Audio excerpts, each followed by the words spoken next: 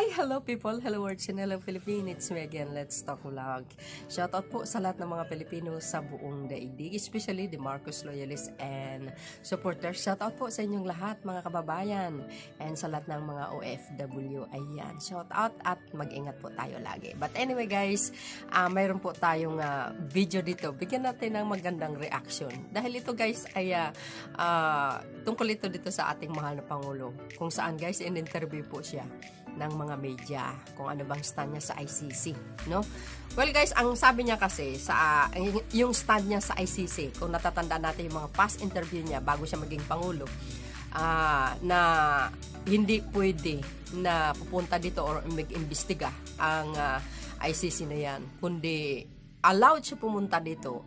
Kung allow sila pumunta, pero mag-tourist lang, hindi yung mag-imbestiga. Kasi naman, tama nga naman yung sinasabi niya, sapagkat talaga naman super active yung justice system ng Pilipinas, no?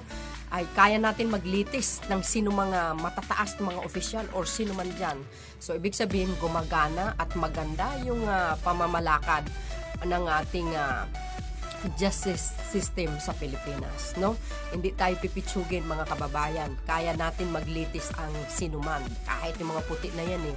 O, di ba? Kaya natin lilitisin dito. Kaso lang guys, ang problema lang dito, yung mga anti-Marcos ba? Eh, alam nyo naman mga kulay na yan, no? Sila lang naman talagang nagfufus na para imbestigahin itong war on drugs ng dating administration Duterte. No, alam po natin yan. Nanawagan sila actually, ang Liberal Party, na tulungan ang Pangulong Marcos Jr. para na maimbestigahan. Pero ayon sa ating Pangulo mga kababayan, maintain ICC has no jurisdiction over Philippines in probing Duterte's drug war. Yan ang sabi ng ating Pangulo guys. Nananatili at naninindigan pa rin ang kanyang mga sinasabi. Yan po ang gusto ko sa kanya. No? Tama naman, kasi Pangulo siya ng bansa. Kung aalaw mo ang ICC dito na mag-imbestiga, parang insulto po sa kanyang pamumuno yan. At hindi lang yun guys, insulto po yan sa justice system ng Pilipinas, na kung saan very active, no? Sa aking pagre-research, bakit kasi ang Pilipinas lang ang pinupunterian nila? Eh, ang dami namang bansa dyan, halos hindi na maganda, kitil buhay dito, kitil buhay doon. Naku, lalo na po yung mahirap magbanggit. But anyway, no? Sa akin, hanga ako sa ating Pangulong Marcos Jr. Especially guys, no, ang stand niya dito sa China na pag-leaser ng vessel nila dito sa ating mga Philippine Coast Guard, no, dito sa BRP Malapascua, talaga naman for the first time in the Philippines, siya lang po ang Pangulo na nakita ko sinumon niya yung ambasador. Pinapunta niya talaga doon sa Malacanang. O yung sasabihin niyo, weak ang Pangulo. Tingnan niyo nga, yan ba yung sinasabi niyong weak? Siya lang talaga ang sakalam. O, di ba? Sa pamamaraan na yan, yung pagsumo niya at kinausap niya guys, talaga namang pinarating sa pinuno nila. Natural pinarating ng ambasador sa pinuno nila. At nakita ko yung isang post ng spokesperson nila mga kababayan. Nag-iba ang ihip ng hangin, hindi ka naloka. O diba? Hindi naman marunong kasi tumupad sa usapan na kung saan diba nag-usap sila ng Pangulong Marcos Jr. between the pinuno nila ng Tsekewes na yan. Kumbaga, okay naman yung usapan nila na kumbaga sa tingin ko guys, sa aking pagkakaalam, parang dito sa video ng ating Pangulo, video okay naman, no? Hindi naman kailangan na sitahin or itaboy yung mga mangingisda, o 'di ba? Lalo na kung dumaan lang, no? So, okay naman yung usapan nila ng Pangulo ng Tsekewes mga kababayan. Pero bakit hindi tumupad sa usapan? So, but anyway guys, mas maganda yan, malinawang kayo, panoorin nyo guys at pakinggan nyo yung sinabi ng ating mahal na ng Pangulo nating si Marcos Jr. mga kababayan. Kaya saludo po ako talaga sa kanya. So but before that guys, don't forget to likes and kung maganda talaga ang mga videos na ating pinapalabas, dapat isi-share niyo po sa ating mga kababayan, especially sa mga Marcos loyalists. Maraming salamat po sa inyo. Hanggang sa muli guys, and don't forget to likes and hit the button bell para lagi kayong update sa aking mga bagong videos. So bye. Love you all guys. Good morning, Mr. President. What is your position on the plan of the International Criminal Court to investigate former President Rodrigo Duterte over his war on drugs?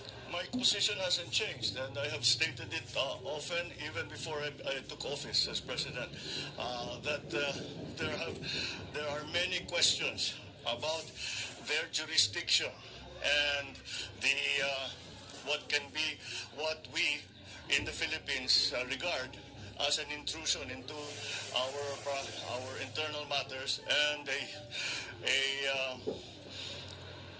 a threat to our sovereignty.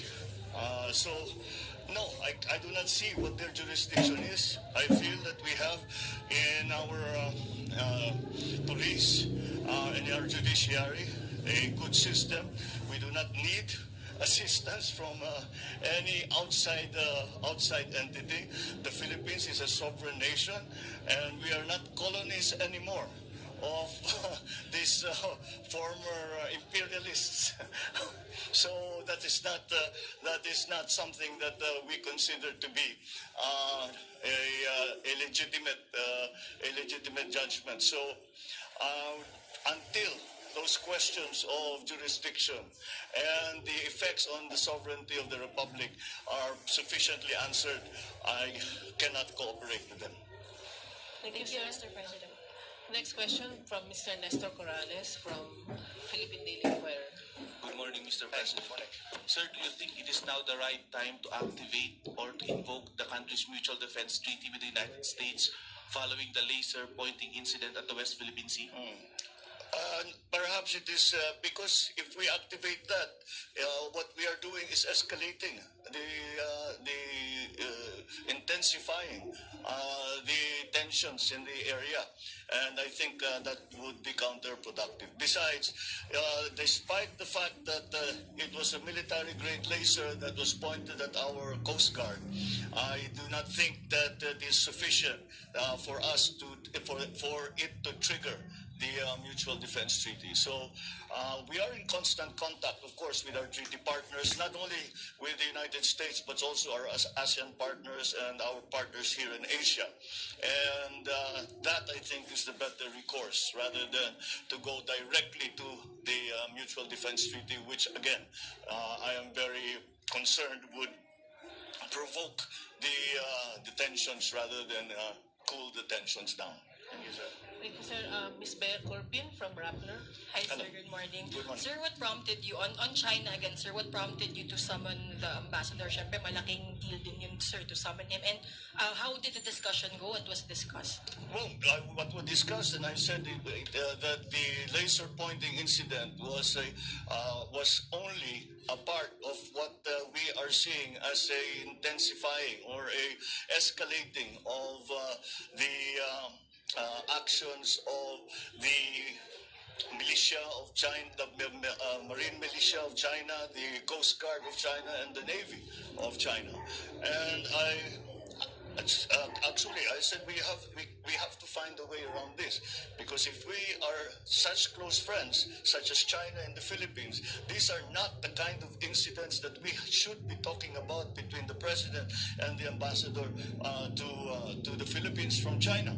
And I reminded him that this was not what we agreed upon with President Xi when I visited him in Beijing. So we are hoping that we can find a better way, rather than these incursions into our maritime territory and the rather aggressive acts that we have been seeing in the past few weeks and months.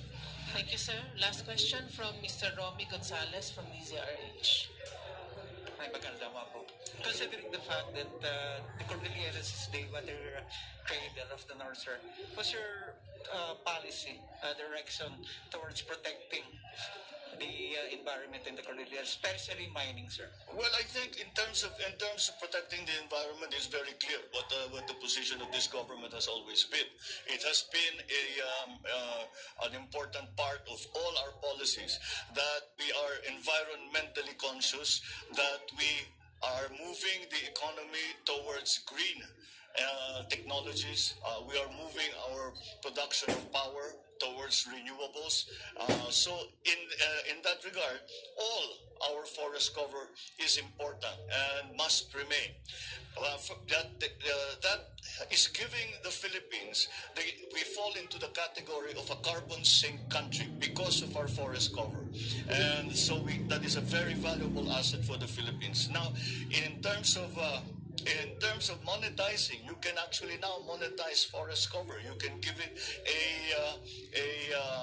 a peso value, a dollar value, so that we can take advantage of being more active in promoting and monitoring, regulating, and encouraging the care of our forest cover, of all our environmental assets is very, very important. When it comes to mining, mining is very clearly an important part of our plans for the economy.